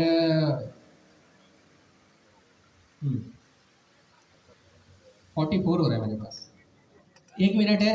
1 मिनट में मेरे प्यारे दोस्त एक छोटा सा आपको एक मैंने बात करनी है, जो मेरे साथ ही की थी किसी ने, कि भाई अब माशाल्लाह आपके पास, अच्छा अगर आपको इंटर्नशिप नहीं आ रही तमाम चीज़ें, अगर आप नेक्स्ट जेएस की फील्ड में चाहते हैं जॉब, तो आई विल इनकरेज कि आप अब इंटरव्यू या फिर इंटर्नशिप के लिए अप्लाई करें, ठीक है। अभी से अपना अप्लाई करें, जिन्होंने नहीं किया वो करना स्टार्ट कर दें, और अपने टाइम के हिसाब से, बिकॉज ऑब्वियसली इंटर्नशिप आपको कोई इतना अमाउंट नहीं जनरेट करके देगी जिससे आपके मामला चल सके। तो if you are doing a job, keep continue your job, internship में एज अ साइड हैसल अपना आप to get the exposure, to get the experience, internship करें। लेकिन अगर आपका ज़्यादा रुझान और ज़्यादा झुकाव और ज़्यादा इंटरेस्ट एआई की तरफ है, तो मैं आपको अभी सजेस्ट करूँगा, अभी आप नहीं इंटर्नशिप के लिए अप्लाई करें। अगर आप चाहते हैं कुछ काम करना, तो आप अपवर्क और फाइवर पे जाएं, वहाँ पे जाके अपनी प्रोफाइल बनाएं, क्लाइंट्स के लिए काम करें। किसी चीज़ के साथ या किसी कंपनी के साथ एसोसिएट नहीं हो जाए कि आप उनके बताए हुए टाइमिंग को फॉलो कर रहे हो, आपके लिए मुश्किल होगा। और अगर आप एआई में इंटरेस्ट है, जिस तरह मैं आपको बताया, तो अभी टाइम लें, प्रैक्टिस करें, चीज़ों को सीखें, समझें, अभी अपने आप को टाइम दें। जब टाइम आ जाएगा, वक्त आ जाएगा, मैं समझूंगा, मतलब अपनी सोच के हिसाब से कि हाँ भाई, अब जिस तरह नेक्स्ट जेएस जब मैं पढ़ा रहा था, तो मैंने खुद ही आपको बताया था कि भाई now there is a time कि अब आप अप्लाई करें इंटर्नशिप के लिए, तमाम चीज़ों के लिए। पाइथन के लिए मैं बोलूँगा अगर आप पाइथन में इंटरेस्टेड हैं, ठीक है, आप चाहते हैं कि भाई नेक्स्ट जेएस मैंने पढ़ा था, it's good fine, but I am more focused और इंटरेस्टेड इन, सॉरी नेक्स्ट पढ़ा था, इंटरेस्टेड है, लेकिन आई एम मोर फोकस्ड और इंटरेस्टेड इन पाइथन। तो अभी अपने आपको टाइम दें, चीज़ों को सीखिए, समझें और अच्छा टाइम स्पेंड करें। आपके पास बहुत अच्छा और बड़ा ज़बरदस्त टाइम है, इसको जितने अच्छे से यूटिलाइज कर सकते हैं करें। और फिर कुछ टाइम के बाद हम इंशाल्लाह आपको यहीं से बताएंगे कि भाई now it's the time to apply for jobs, to apply for internship, to go on like LinkedIn और अपवर्क और फाइवर, क्रिएट योर अकाउंट और अप्लाई फॉर जॉब्स। तो ये बात बड़े सवाल आ रहे थे, तो मेक श्योर इसको ध्यान में रखिएगा। आई गेस यहाँ पे थोड़ा सा ब्रेक लेते हैं, नमाज का भी ब्रेक लेते हैं और आप लोग भी ज़रा एक्टिव हो जाएं यहाँ से भी।